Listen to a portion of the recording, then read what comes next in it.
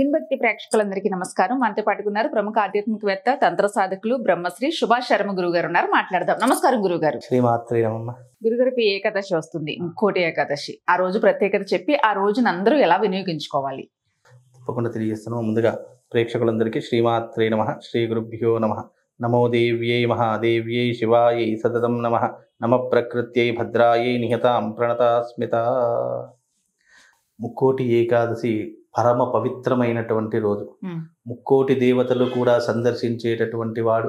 అలాగే ముక్కోటి దేవతలందరూ కూడా వైకుంఠానికి వెళ్ళి ఆ విష్ణుమూర్తి యొక్క దర్శనం చేసుకునేటటువంటి మహద్భాగ్యం కలిగేటటువంటి రోజు ముక్కోటి ఏకాదశి.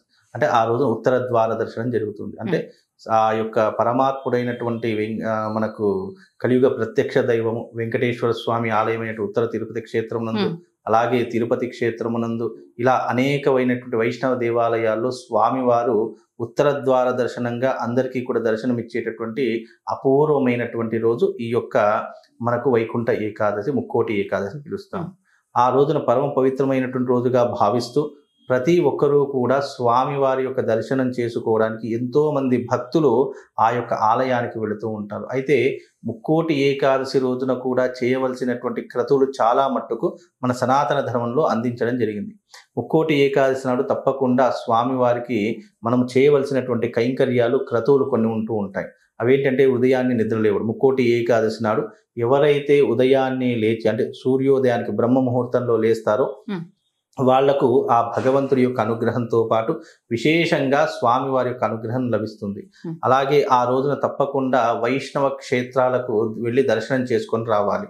అలాగే ఆ రోజున వీలైనంత వరకు ఏకాదశి కాబట్టి మామూలు ఏకాదశిలో ఉపవాసం ఉన్నా లేకపోయినా నడుస్తుంది. కానీ ఈ ముక్కోటి ఏకాదశి నాడు మాత్రం తప్పకుండా ఉపవాస దీక్షను వహించాలి. ఈ ఒక్క ఉపవాస దీక్ష చేస్తే గనక మనకు సంవత్సర కాలంలో వచ్చే అన్ని ఏకాదశులకు ఉపవాసం చేసినటువంటి గొప్పనైనటువంటి శక్తి మనకు కలుగుతుంది.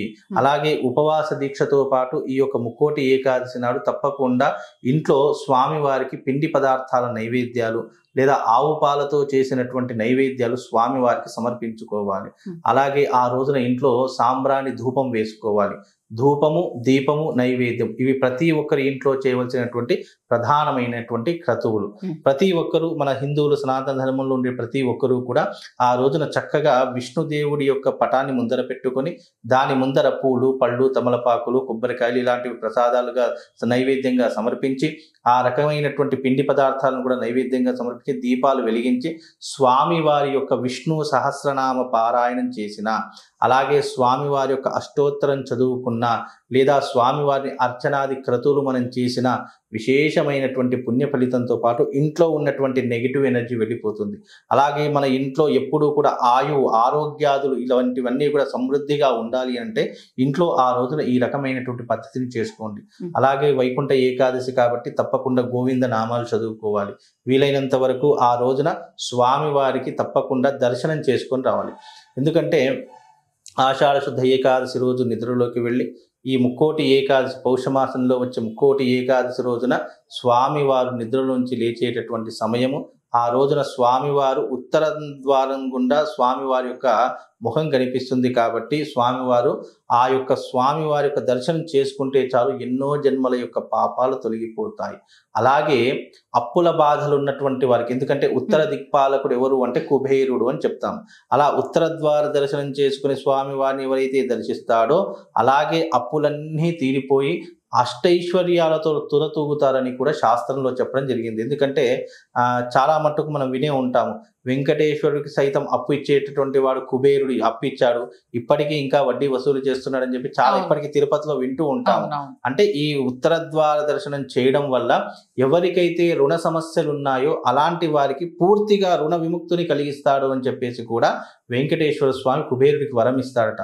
అందుకే చాలా మట్టుకు ఈ ఉత్తర ద్వార దర్శనం చేసుకునేటటువంటి రహస్యం వెనక ఎవరైతే ఉత్తర ద్వార దర్శనం చేసుకుని స్వామివారిని దర్శిస్తాడో వాళ్ళ యొక్క రుణ బాధలన్నింటినీ తొలగించి వాళ్ళకు అఖండ ఐశ్వర్యం కలిగిస్తాను అని చెప్పేసి కుబేరుడు అంటాడట వెంకటేశ్వర స్వామి. అందుకే ఉత్తర దిక్పాలకుడు ఎవరు అంటే కుబేరుడు అని చెప్తూ ఉంటాం.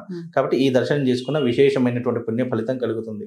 వీలైతే ఆ రోజున ఒక ముడుపు కట్టి స్వామి వారికి సమర్పించుకొని రండి. అంటే మీ మనసులో ఉన్నటువంటి కోరికలు కానివ్వండి, లేదా మీకు ఆరోగ్య సమస్యలున్నా, రుణ సమస్యలున్నా, ఏదైనా హెల్త్ ప్రాబ్లమ్స్ ఉన్నా, లేదంటే ఇంటికి సంబంధించినటువంటి ఇబ్బందులు ఉన్నా, ఆ రోజున ఒక ఎర్రటి బట్ట తీసుకొని అందులో 5 పసుపు కొమ్ములు, ₹1 నాణెం వేసేసి దాన్ని ముడుపు కట్టుకొని మీ మనసులో ఉన్నటువంటి సంకల్పం ఏదైతే ఉంటుందో ఆ సంకల్పం చెప్పుకొని స్వామివారికి సమర్పించేటటువంటి ప్రయత్నం చేయండి.